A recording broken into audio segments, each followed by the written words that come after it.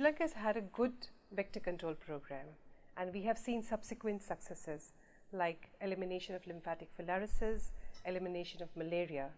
However, this year we have seen a big outbreak of dengue in Sri Lanka.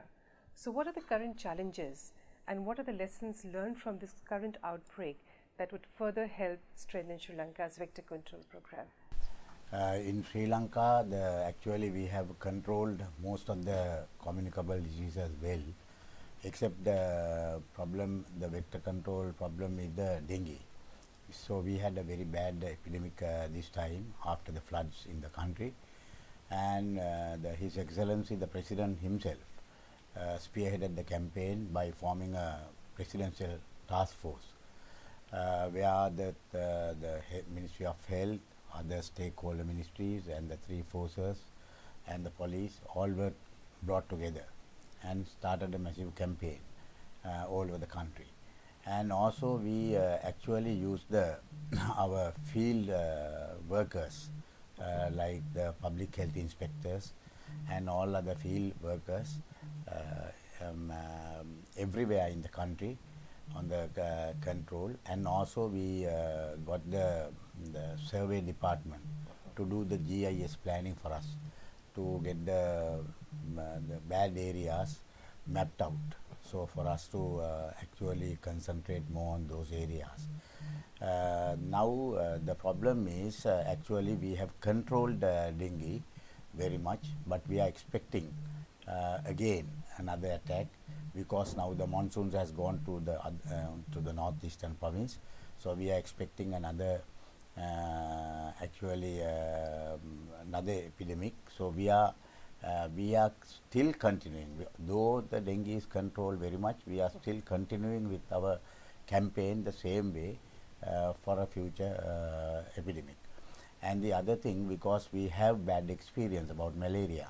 Malaria we controlled in 1969, we got the elimination, again it recurred, and there was recurrence, and again there was a weak control, and there was a second epidemic. So therefore now with this time we got the elimination certificate from the WHO, but the problem is that we are very alert on the malaria, and so we continue the control systems. We continue it to face even another future epidemic. And the other thing, now we must thank actually the WHO came to our support. They sent all the experts from Thailand, from India, and they sat with us for daily monitoring in our ministry, and they went to the field, they worked so tirelessly, and we must thank that. And also the Global Fund and also the World Bank, they all supported us in our campaign against for the vector control. So what are the plans of getting the communities engaged in vector control? Yeah, we have a very strong network of community organizations all over the country. So we mobilize those community organizations along with our field workers, and they also went from house to house on dengue control, all the community organizations.